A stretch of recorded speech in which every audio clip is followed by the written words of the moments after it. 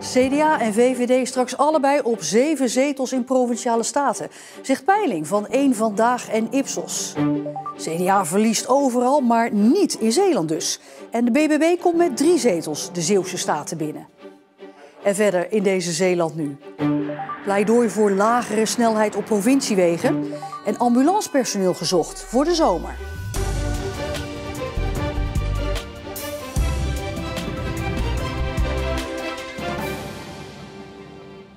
Goedenavond.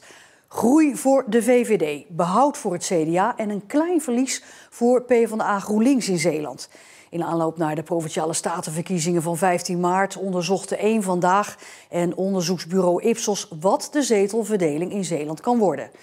Presentator Charlotte Nijs van Eén Vandaag komt met de cijfers. Bij de Provinciale Statenverkiezingen in 2019 was Forum voor Democratie nog dé grote winnaar in Zeeland. CDA was toen de grootste partij.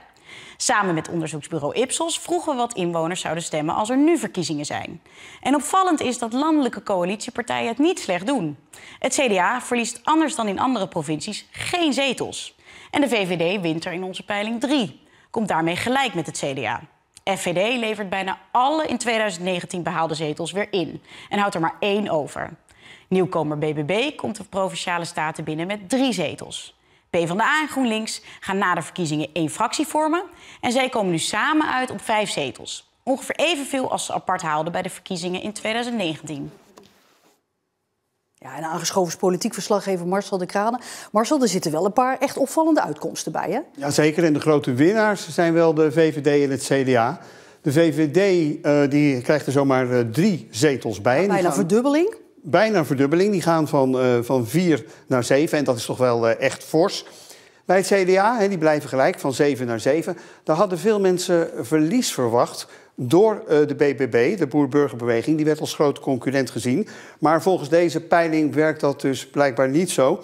Ik vroeg aan de lijsttrekkers van VVD en CDA waar die winst aan te danken is. Ja, ik hoop natuurlijk dat het bewaarheid wordt, maar dat weten we de 16e 's morgens. en niet eerder dan dat. En waar ligt dat aan? Ligt dat aan de VVD landelijk? Ligt dat aan de VVD in Zeeland? Oh joh, dat weet ik echt niet. Dat is echt glazen bol kijken. Ik hoop natuurlijk dat het gewoon is op datgene wat op de VVD en ik als lid van het college de afgelopen periode gedaan hebben. Dat dat gewaardeerd wordt. Want dat zou een werkelijk goede beloning zijn voor het werk wat we gedaan hebben. Als CDA hebben we steeds gezegd, wij gaan voor 8 zetels. En dat is 1 zetel winst. We hebben de afgelopen jaren in Zeeland voor stabiel beleid gezorgd. We zijn innovatief. We zijn met heel veel mensen op pad. We hebben ook een lijst met heel veel goede kandidaten. En daarom denken wij dat we ook echt kunnen groeien in Zeeland tegen misschien een landelijke trend in. En dat hebben we 4 jaar geleden gedaan. En dat zijn we eigenlijk nu weer van plan. Ja, maar zijn er ook echte verliezers volgens deze peiling? Ja, zeker wel. 50PLUS heeft nu nog 2 zetels. Nou, die zouden naar 0 gaan en helemaal niet meer terugkomen in de Statenzaal. Wat ook wel teleurstellend is Partij van de Arbeid en GroenLinks. Die zijn een verbond aangegaan. Die zijn samen op een lijst gaan staan. Nu samen nog goed in Provinciale Staten voor 6 zetels. Maar dat zouden er maar 5 worden. Ja, dat lijkt me toch niet helemaal het doel van zo'n samenwerking. Ja, laten we even kijken naar de reacties. Nou, dat de trend naar beneden is, dat verrast ons natuurlijk niks. Maar dat het zo ver naar beneden gaat als in die trend aangegeven wordt, nou, daar geloof ik niet eens echt in. Ik bedoel, er is nogal wat gebeurd in die partij bij mij. En dat is uiteraard allemaal vooral landelijk. En hier in Zeeland speelt dat in die zin helemaal niet. Maar kunt u de laatste 2 weken nog iets doen om het tijd te keren? Weinig. Maar u wil samen toch wel groeien? Ja, zeker. En heel eerlijk, daar hebben we ook alle vertrouwen in. Als je kijkt naar de uitslag van de combinatie Partij van de Arbeid GroenLinks vorig jaar bij de gemeenteraadsverkiezingen in zowel Goes als Middelburg. Nou, daar zijn ze echt met stip nummer 1 geworden. Ook de landelijke peilingen laten zien dat die samenwerking loont. Dus ik ben daar vol vertrouwen in. Hoeveel waarde hecht u eigenlijk aan zo'n peiling? Ja, dat is altijd een beetje lastig, hè? Want je kijkt natuurlijk het liefst naar de peiling die een beetje in je straatje past. Ja, dat is inderdaad natuurlijk het eerlijke verhaal. Hè? De echte verkiezingen, die zijn natuurlijk 15 maart. Dat en de ene peiling is de andere niet. Het is ook wat de onderzoekers zeggen, hoor. Die zeggen, let wel, het is een peiling gedaan in februari. Het is geen voorspelling van de uitslag op 15 maart. Marcel de Kranen, dank je wel. Het aantal zedenzaken in Zeeland groeit, meldt het CBS die politiegegevens op een rij zetten. Het afgelopen jaar waren er een kleine 200 zedenzaken in Zeeland, terwijl dat er een jaar daarvoor een kwart minder waren.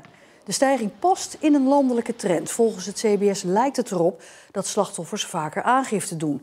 En dat zou weer komen omdat er nu meer aandacht is voor seksueel grensoverschrijdend gedrag. Na onder meer de affaire bij The Voice of Holland.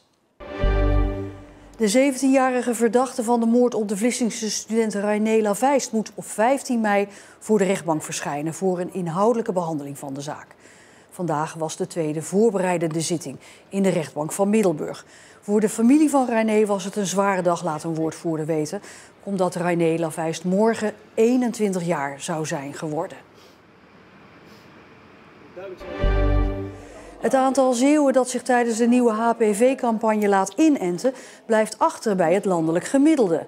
HPV is een virus dat onder meer overgedragen kan worden via seksueel contact en kan later mogelijk kanker veroorzaken. Tot nu toe heeft zo'n 3,5% van de opgeroepen Zeeuwen de eerste prik laten zetten en landelijk is dat opkomstpercentage 8%. Desondanks zegt de Zeeuwse GGD niet ontevreden te zijn tot nu toe. De GGD wijst erop dat de prikken nu nog gratis zijn, maar straks honderden euro's per persoon gaan kosten. De onderhoudsstop op het terrein van olieraffinaderij Zeeland Refinery in Vlissingen-Oost is afgerond.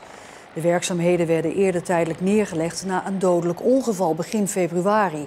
Daarbij kwam een man uit Duitsland om het leven en raakten 4 anderen gewond. De plek van het ongeluk was lange tijd afgesloten vanwege onderzoek door de arbeidsinspectie. Volgens de olieraffinaderij worden de delen van de fabriek die in onderhoud waren nu terug opgestart en dat zal gepaard gaan met fakkelen. Een kwart van de mensen voelt zich niet altijd veilig bij het zwemmen in buitenwater, zoals de zee, in meren of rivieren. Blijkt uit het Nationaal Sportonderzoek van het Mulier Instituut. De meerderheid van de ondervraagden vindt dat je alleen in buitenwater moet gaan zwemmen als je het ook echt goed kunt.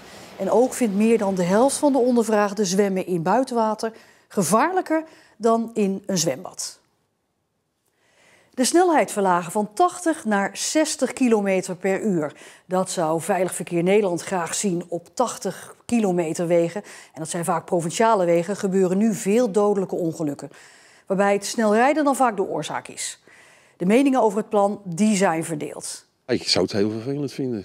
Overal 60. Ja, ik vind 80 een mooie snelheid. Goed plan. Omdat ik ook zelf wel eens merk dat men op een bepaalde manier rijdt. Waarbij je denkt, nou, kun je niet even wachten? Ik vind het een uitstekend idee, want op veel wegen is het denk ik eigenlijk ook vrij gevaarlijk. Dus ja, misschien scheelt het ook dat ik heb niet zoveel haast.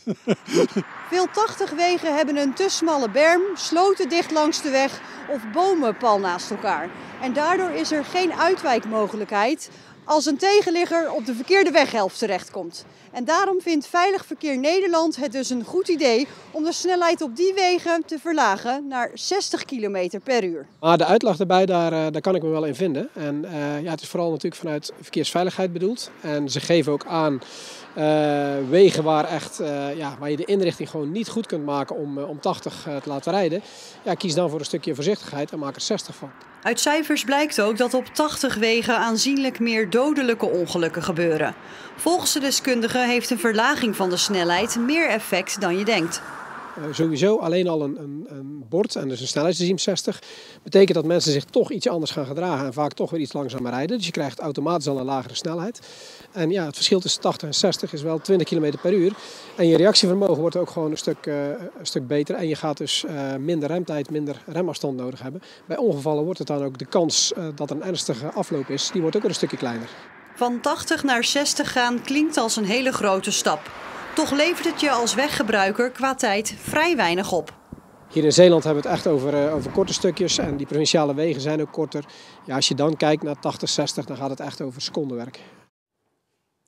Gratis vakantie vieren in Zeeland en werken. De ambulancedienst zoekt gediplomeerde ambulancemedewerkers van buiten de provincie. Om ze deze kant op te krijgen, mogen ze dan wel hun gezin meenemen.